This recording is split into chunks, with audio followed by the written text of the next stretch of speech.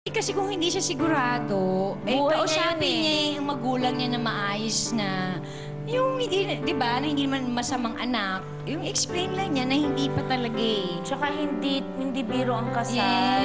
Yes, hindi siya. Ang hirap yung ultimong kahit na tungkol lang sa pagiging, halimbawa, baboy siya. Hindi naman baboy siya sa bahay. Yung gusto mong, ito, OC ako eh. Oo, OC din ako. Tapos wala lang biglang, akong time.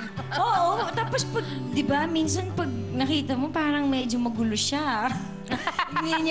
Parang medyo madumi. Parang yung mga simpleng ganun lang.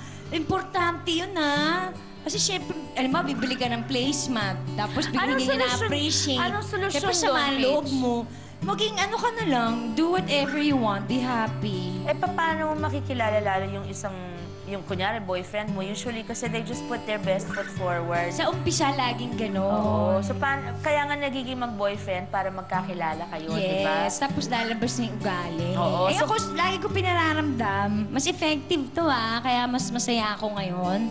Tapos lahat tanong-tanong, ba't di ka pa nag-asa? Tapos lahat gusto na akong pakasalan.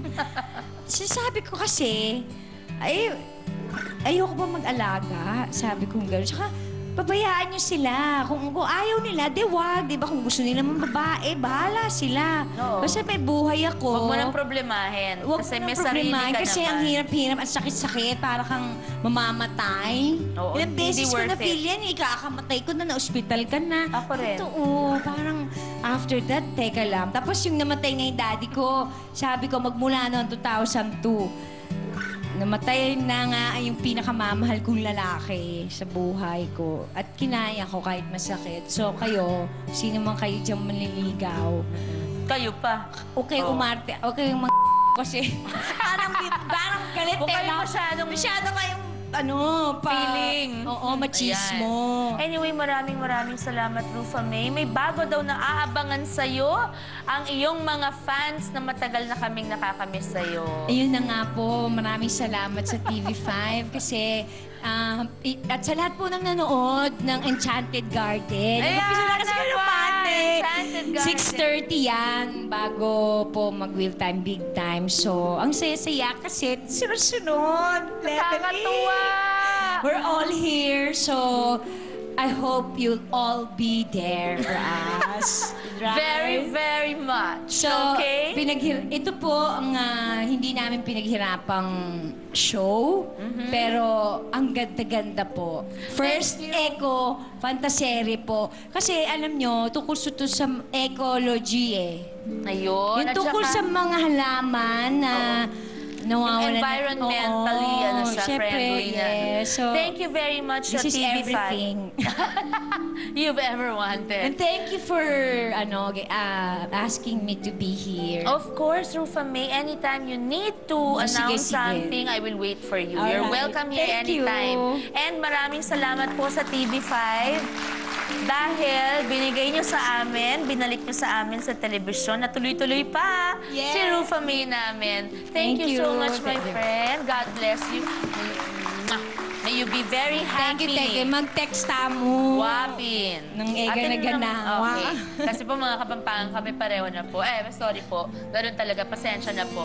Anyway, thank you so much to Pin Antonio Salon de Manila for my hair maintenance. Pin, I love you. Diba? Next niya ako kung gusto ko ng pa-extension. Galing ni Pin. Nasa Tomas Morato lamang po yan, yung dating building ng Ratsky. Sa second floor po siya. Thank you rin kay Annalyn at kay Sharon na mga manikurista ko, kay Pin sa Salon de Manila. At Tips and Toes for my nail care. Thank you, Beyonce, for my hairstyle today, as usual. And thank you to Peachy Mariana for my makeup. Thank you, everyone. And remember, may mga pangyayari po sa ating buhay na ikinauudlot ng dapat sanang fairy tale ending natin. Pero mga kapatid, patunay po ang kwento ni na OJ at Lenlen, lalo na po ni Rufa May, na ang mga muntikang pagkakataon na ito, posible pa rin mauwi sa happy endings. Tayo po ang gumagawa ng ating happy endings kasama ng dasal. Kaya umpisahan natin ngayong araw. Go, go, go! Pray natin ang siyang sinasabi ng ating puso! Tsaka kasi dati pala gusto ko pala sa Amerika. Kasi gusto ko, kaya tapos? pala tumagal ng tumagal. Dahil dito ako natatrabaho. Tapos na-realize ko, dito na lang. So, Na-bore sure ka. na ako na dito ako sa Pilipinas, mag-aasawa, titira, pagbuhay, At dito ka mag-artista. namin kailangan at Yeah, mahal. thank you, Okay. truly, Lee. I love you. Thank you, my Love you, friend. thank God you. bless you po, everyone. Ako po si Sharon. Lagi niyong kasama, kapatid. Thank you, thank you. Matanda na, sana'y di tayo. Dumating sa punto na yung nagdadala na lang ng problema namin, nanay ko tsaka ako. 1,000 pesos. Kunyari, Okay. mag-banana queue ka. Anong gagawin mo dun sa kinita mo for the day? Yung 6 pesos a day mo, 100 pesos, 180 pesos a month yan eh. 1 million yan. Paano kaya tayo yayaman? Yan!